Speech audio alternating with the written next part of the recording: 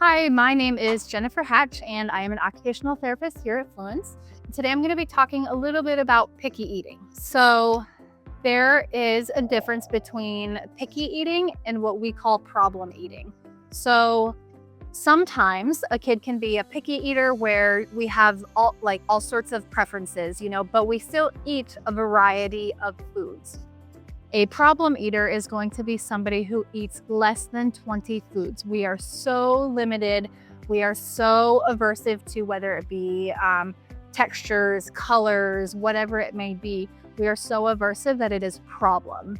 And while it is normal to have preferences, again, if it's less than that 20 food, it becomes a problem where we're not getting that adequate nutrition, which is super crucial for this overall bodily functions, brain functioning, so that we're functioning at, our best self. So some signs that your child may have some sensory aversions to food is if we look at it and we turn our head. We just total refusal, down to if we're able to get it into our mouth, we're gagging, we're throwing up. We have these strong emotional outbursts just from putting something in our mouth. So those may be signs that your child is having some sensory aversions to food. And through occupational therapy, we work on those sensory aversions to help expand a child's diet. That way, again, we can get that nutrition that our bodies need. So the way that us occupational therapists work on that is we take a very sensory-based approach. So the first thing is we're looking at the visual system. So what is the shape? What is the size? Is it broken?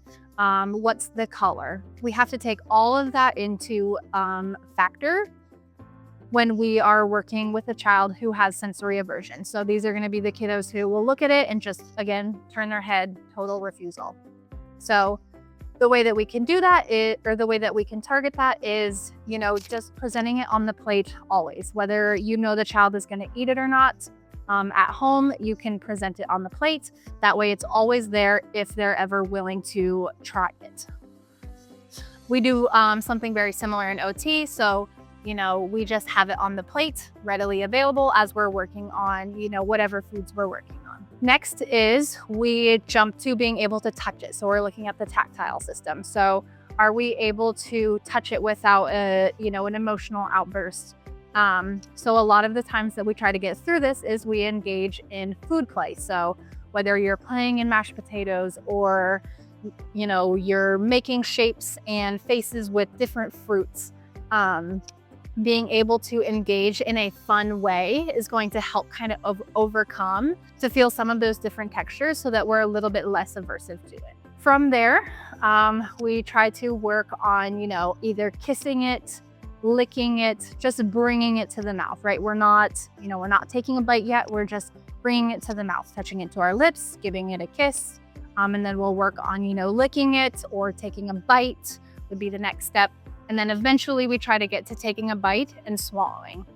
Once we're at least taking a bite and swallowing, it's okay if the child doesn't like the food. Once we get to the point of biting and swallowing, then the child is able to try new foods a little bit more willingly for you. And it's okay if they don't like all the foods that they try. Us adults, we don't like all the foods that we eat either. Everybody has preferences. But again, it kind of falls back to that. If we're eating less than 20 foods, that becomes problem eating. And so using a very sensory-based approach is how us OTs work on those feeding skills and expanding our diet. It's super important to note that trying to force feed a child, especially something that they're aversive to, is just going to create a negative experience and they're not going to want to try it for you. So when you're trying new foods at home, try to have the child engage in food play.